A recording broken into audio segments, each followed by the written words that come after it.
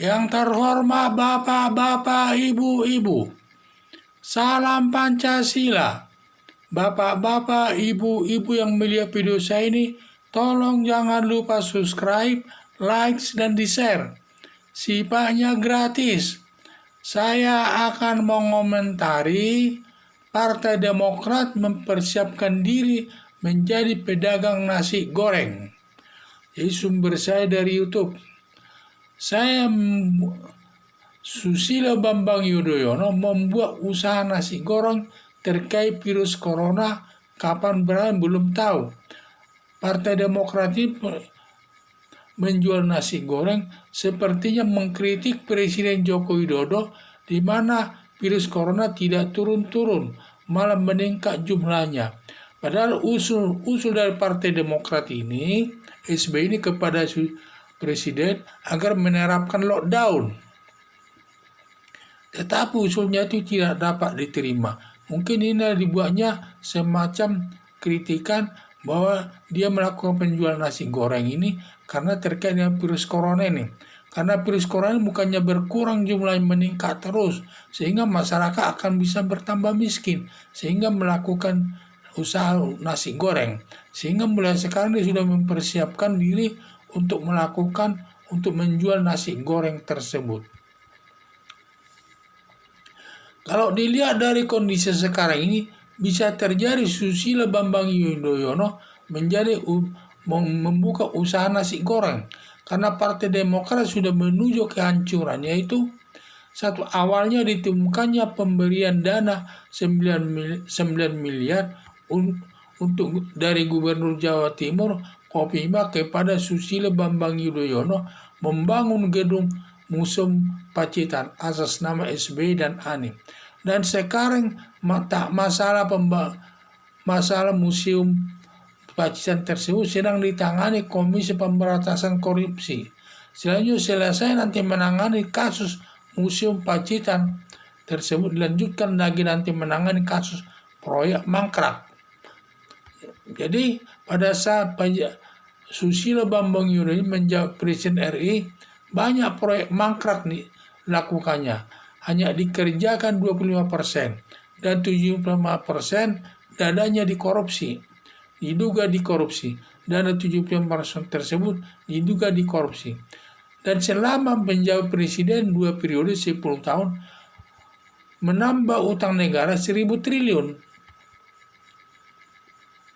Dari utang 1.000 triliun digunakan membangun proyek mangkrak sebesar 25%.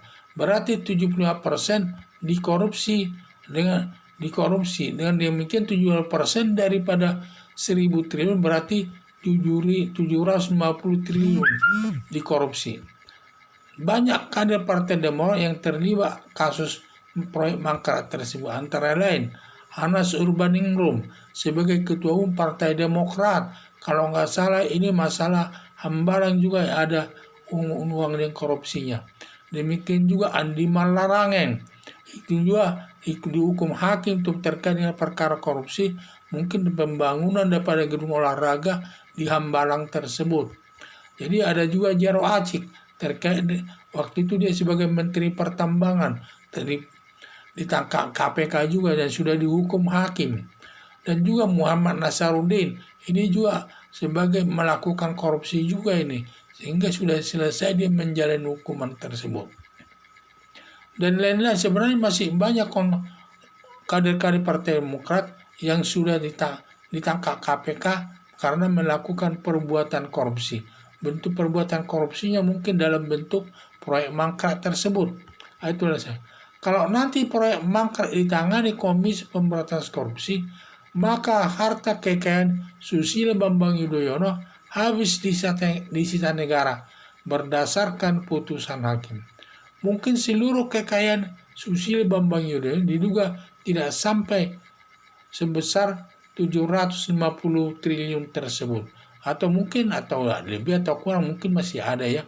Tetapi berakibat nanti keluarga Susilo Bambang Yudhoyono jatuh miskin, dan untuk mengatasi ekonominya, untuk memenuhi kehidupan sehari-hari, terpaksa menjual nasi goreng yang mulai sekarang sudah dilatihnya sebagai penjual nasi goreng.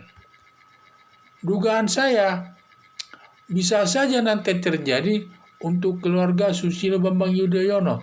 Tujuan awalnya untuk mengkritik kinerja Joko Widodo, malah sesungguhnya nanti bisa terjadi kepada keluarga Susilo Bambang Yudhoyono, hartanya itu akan disita hakim terkait dengan proyek mangkrak tersebut. Sehingga kalau sudah hakim nanti, kalau sampai nanti KPK menangani perkaranya semua proyek mangkrak tersebut, maka nanti sampai 75 triliun itu lewat putusan hakim bisa nanti ditimpakan kepada Susilo Bambang Yudhoyono, karena waktu dia sebagai Presiden RI, sebagai penanggung jawab daripada proyek tersebut. Dan juga waktunya pun masih batas waktu penuntutan, dia belum sampai lewat 18 tahun. Sekarang batas waktu penuntutannya kalau sudah lewat 18 tahun tidak bisa dituntut lagi. Tetapi sekarang ini masih batas waktu penuntutan, sehingga nanti bisa berkembang itu. Pertama-tama ditangani masalah musuh Pacitan tersebut. Kemudian setelah itu berkembang lagi, mungkin banyak tuntutan masyarakat, dan juga nanti bisa berkembang lagi. KPK menangani semua proyek mangkrak selama Joko Widodo menjabat Presiden RI selama 2 periode. Dan itu nanti utangnya itu nanti dikaitkan kepada proyek-proyek tersebut, proyek mangkrak tersebut. Dari mana hasilnya negara bisa membangun itu kalau hasil murni daripada negara Indonesia ini? Pasti dia karena hutang dari luar negeri. Hutang luar negeri ini digunakan untuk pembangunan setiap proyek, dan setiap proyek yang dilakukannya mangkrak.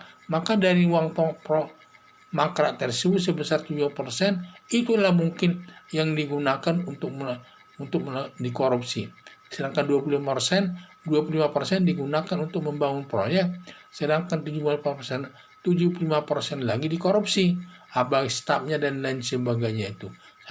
Kalau nanti sampai diputus hakim, ditangani Komisi Pemberantasan Korupsi dan diputus hakim nanti dalam putusan hakim nanti KPK bisa mengambil alih semua harta kekayaan daripada Susilo Bambang Yudhoyono tersebut.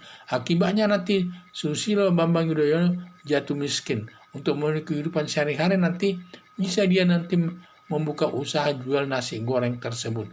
Itu kita tidak tahu ya, Tuhanlah nanti yang tahu itu.